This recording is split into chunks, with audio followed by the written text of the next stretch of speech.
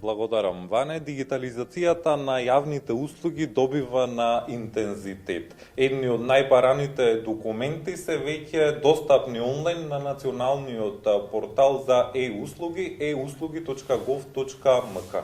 Колку граѓаните ги користат овие услуги? Дали се намалуваат гужвите на шалтерите, но кои други новитети ќе ги воведе Министерството за дигитална трансформација? Утрово во Македонија наутро разговараме со Љупчо Ристевски. Љупчо, добро утро и добре дојдовте во утринската програма на јавниот сервис. Добро утро на вам и на вашите гледачи. Неодамна изводите од матичната книга на родени, на венчани, за слободна брачна состојба, но и на починати беа дигитализирани. Колку граѓаните ги користат e-услугите и како се движат бројките? Во првите 10 дена, откако услугите на управата за водење на матични книги се целосно мигрирани на националниот портал за услуги Gov.mk, имаме 510 апликации, од кои 70 се во процес на поднесено барање, а 440 веќе се генериран документ. Ова е одличен индикатор за тенденцијата кон која се движиме, да им олесниме на граѓаните, меѓутоа и да ги редуцираме редиците пред шалтерите, па и целосно да ги елиминираме. Љупчо, кои институции најбрзо се дигитализираат, а кои се уште се во хартијана форма? Па, видете, дигитализацијата е глобален процес и ние мораме да бидеме во чекор со светот. Сигурен сум дека никој не сака да останеме чекор позади светот. Впрочем, и премиерот е претседател на Националниот совет за дигитална трансформација, што значи јасна е свесноста и заложбата на владата дека има потреба од дигитализација и самите раководители на институциите се свесни за ова, па работат на дигитализација на процесите, што внатре во нивните институции, што во услугите кои ги нудат према граѓаните. Така да не би можел да извојам некоја институција посебно, мислам дека сите се свесни за потребата од дигитализацијата. Националниот центар за побезбеден интернет е една од поновите иницијативи. Каква поддршка ќе добијат граѓаните, особено децата и родителите, и со какви проблеми најчесто се соочуваат? Центарот за побезбеден интернет е воспоставен однедавна во рамки на Министерството за дигитална трансформација.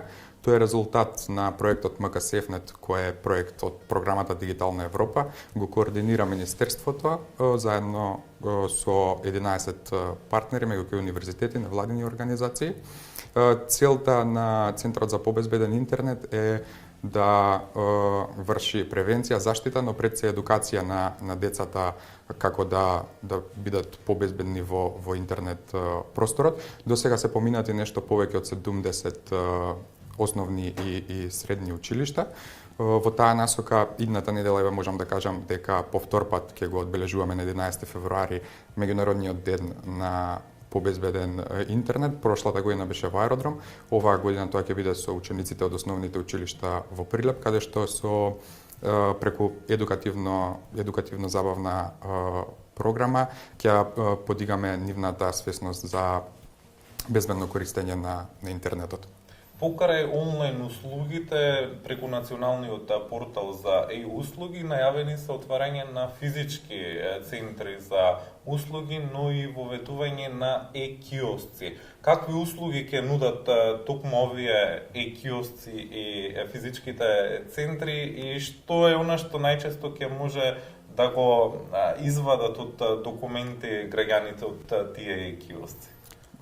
Да, точно како што кажавте, кога дојдовме во Министерството за дигитална трансформација, имавме само 5 вакви центри за услуги низ државата, кои што испрема Државниот завод за ревизија не ги дале посакуваните резултати.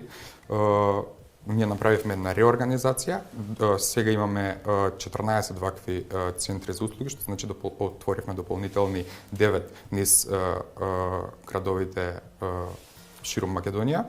Во фаза сме на отварање уште за многу скоро во Прилеп, во Ресен, во Крушево и така натаму ќе продолжиме секаде каде што ќе има потреба низ државата од ваквите центри за услуги. Онаму каде што е најфреквентно, најпотребно, започнавме еден проект за оние e-киосци терминали за услуги. центрите за услуги ги преку поддршка на вработените на Министерството за дигитална трансформација, односно преку посредништво, ги нудат сите услуги кои што се достапни и на порталот, додека киосците во оваа прва фаза ќе бидат само со автоматизираните услуги, а понатаму ќе се надоградуваат. Еве една ексклузива за вас, од многу скоро се надевам дека првиот ќе биде во зградата на Македонската радио телевизија, бидејќи локацијата сама по себе е доста фреквентна, има и други институции, па еве една препорака до вас да пробате да извадите некоја од услуга и да тестирате, да видите како функционира. Тоа е одлична вест, имаме можност први да ги пробаме тие киосци како функционираат и кои документи може да се извадат преку нив. Но Лјупчо, дел од граѓаните сепак немаат доволно дигитални вештини или пристап до интернет. Како Министерството за дигитална трансформација планира да спречи дигитална исклученост, особено кај повозрастните категории на граѓани, кај ранливите категории на граѓани? Токму центрите за услуги се еден од начините. Буквално нивната примарна намена е таа за оние граѓани кои што немаат можност или не знаат, може да се обратат во нашите центри за услуги преку посредништво на вработените да стигнат до посакуваната услуга. Министерството и владата постојано работат на надминување на оној дигитален јаз. Впрочем, и мерката со електронските ваучери за студенти беше еден таков пример. Бесплатни Wi-Fi зони.